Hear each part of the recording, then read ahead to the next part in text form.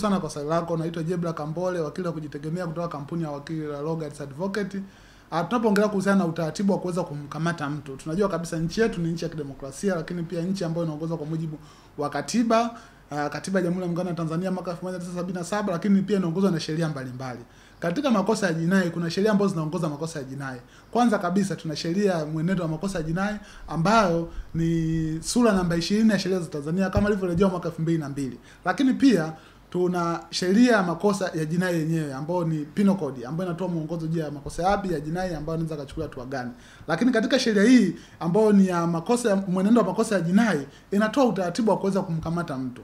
Kwa hiyo lazima tuseme kabisa, kwanza kabisa ni jambo la kikatiba. Katiba ya Jamhuri ya Muungano wa Tanzania ibara ya 13 ibara ndogo ya 6 inaweza kwamba kifungu B kinasema kwamba mtu ambaye atakamatwa na polisi anatakiwa awe treated kama mtu ambaye sio mhalifu. Kwa kuna dhana kwamba mtu ambaye yuko chini ya polisi lazima awe na dhana kwamba sio mkosaji mpaka pale mahakama itakapoamua. Lakini pia inakataza huyo mtu asipigwe wala kuteswa.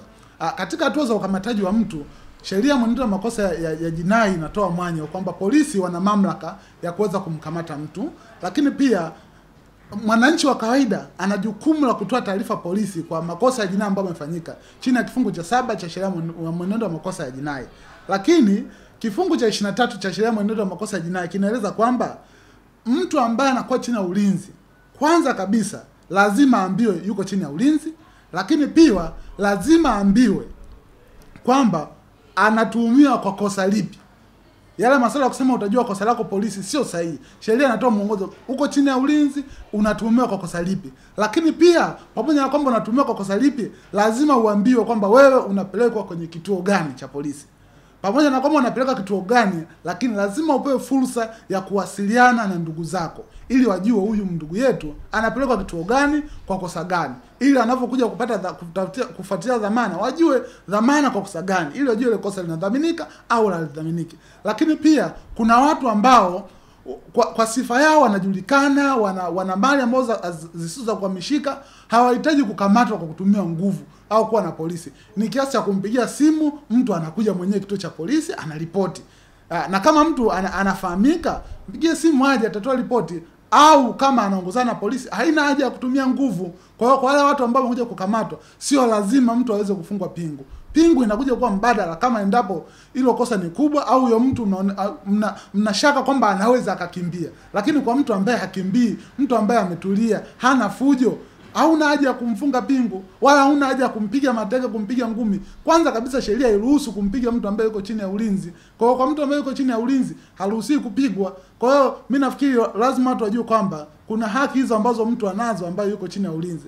Pamoja na kwamba anaweza kuwa chini ya ulinzi, lakini kama yuko chini ya kituo cha polisi na kosa lake linadhaminika, ana haki ya kupata dhamana ya polisi kabla hajafikishwa mahakamani, kwamba apewe dhamana ili aweze kuendelea. Na dhamana ni haki ya kila mtu. Hiyo dhamana haipaswi kuwa ngumu kiasi kwamba cha mtu aweze kushinda kutimiza.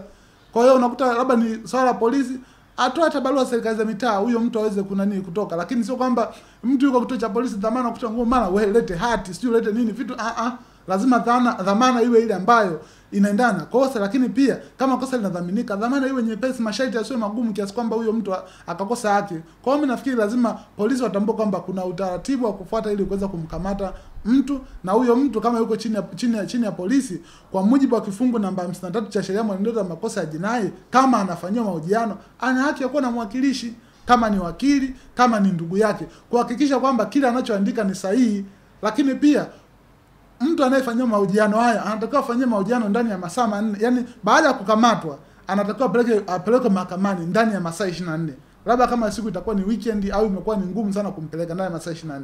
Lakini ule muda wa kumfanyia mahojiano yawe ni masaa 4. Lakini imekuwa ni kawaida sana kwa jeshi la polisi kuweza mtu unaanza kumfanyia mtu mahojiano siku nzima ili huyo mtu aweze kuona kwamba anaonewa sana, aamue kukiri kosa. Lakini sio sahihi kumpiga mtu ili akiri kosa au kumhoji muda mrefu ili apige kosa ili akiri kosa na baadaye kuanza kuandika maelezo kwa muda mfupi. Kwa hiyo mimi nafikiri lazima watu wawe makini kabisa. Mtu anapoandika maelezo yake aambiwe anaandika maelezo kwa kosa gani, apewe fursa ya kuwa na mwakilishi, asipigwe, awasiliane na ndugu zake, apewe chakula na vitu kama hivyo. Kwa mtu ambaye atakuwa ameathirika labda na vitendo vya polisi vya aina yoyote ile, ikiwemo pamoja na kwamba kwa sababu mahakama tayari ishatoa mwongozo kwa mashauri mbalimbali ya namna hii. Kwa hiyo kwa mtu ambaye atahojiwa kwa muda mrefu na baadaye akapelekwa mahakamani, lazima hakikishe mahakamani analisema hilo ili mahakama iweze kuliangalia na kuweza kulifanyia maamuzi. Lakini pia kwa mtu ambaye atapigwa na polisi, anapigwa vipigo ambavyo vimezidi, ana jukumu la kuweza kufungua kesi ya madai dhidi ya polisi, kwa sababu polisi sio kwamba ndio yuko juu ya sheria. Kwa wao nao wanapaswa kuheshimu sheria. Kwa mujibu wa katiba yetu ya Jamhuri ya Muungano wa Tanzania, ibara 26 ibara ndogo ya kwanza, kila mtu ana jukumu la kuheshimu sheria za nchi na kuzifuata. Iwe polisi, iwe rais, iwe waziri, iwe mbunge, mtu yote anapaswa kufuata na kuheshimu sheria za nchi. Kwa hiyo mimi nafikiri kwa mtu ambaye atakuwa ametendea, lazima vyombo vya sheria viweze kuhakikisha kwamba anatendewa haki, au kuwasiliana na wakuu wake, kwa sababu nakuta mtu mwingine anaweza kana anapigwa na askari ambaye mkuu wa kituo hajui.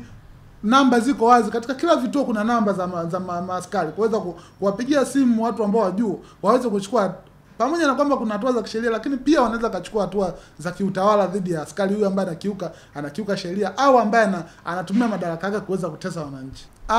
Kwa sababu polisi kama polisi wana miongozo mbalimbali, wana miongozo ya jeshi la polisi ambayo linatoa hatua mbalimbali. Kwa hiyo kwa mtu ambaye atakuwa amekutwa na hatia hiyo, kwanza kabisa anaweza akashtakiwa kwa kosa la jinai, lakini pia anaweza akafukuzwa kazi katika nafasi hiyo, kwa sababu hata jeshi la polisi na yenyewe lina kamati za maadili. Kwa hiyo wanaweza kukaa kama kamati ya maadili, wakaangalia wachukua hatua gani dhidi ya huyu askari ambaye amefanya mambo kama hayo. Kwa hiyo kuna adhabu mbalimbali. Kwa hiyo kama ni kosa la jinai, atavuliwa askari wake, atakutana na kosa za jinai. Kwa hiyo kuna maaskari wengi tu wanashtakiwa polisi. Kwa hiyo kuna vitu kama hivyo. Kuna maaskari ambao anaweza akambaka mtuhumiwa kwa sababu tu yeye ni askari.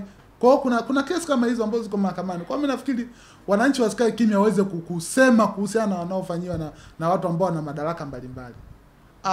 Lazima niseme kwamba kuna kitu ambacho tunataka tugusie kwamba barua ambayo unaweza kaandikiwa au kaitwa na polisi huwa inakuwa ina muda wake, au una specify muda fulani unaweza ukaja na mtu gani.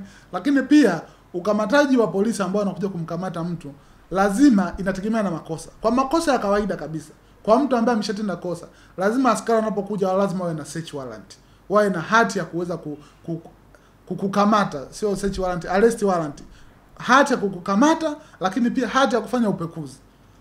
Kuna vitu ambavyo wanaweza wasije na hati ya kutofanya upekuzi kwa makosa machache sana, lakini makosa mengine lazima wawe na hati ya kuweza kukamata ambayo imesainiwa na askari ambaye ana mamlaka hayo ya kuweza kuja kukukamata wewe.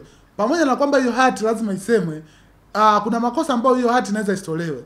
Ambayo makosa ni kwamba huo unafanya kosa la kuvunja amani, au ufanye kosa hilo mbele ya polisi, yani unafanya hilo kosa mbele ya polisi huku akikuona ukivunja amani mbele yake, au kuzuia polisi kufanya kazi zao. Kama wamekuja kufanya kazi fulani ukawazuia, wanaweza kukamata bila kuwa na hiyo arrest warrant. Lakini pia kwa makosa yale ambayo mtu amefanya uwizi, ana mali ambayo inasadikika kwamba ni ya wizi, anaweza akachukuliwa yeye na mali yake.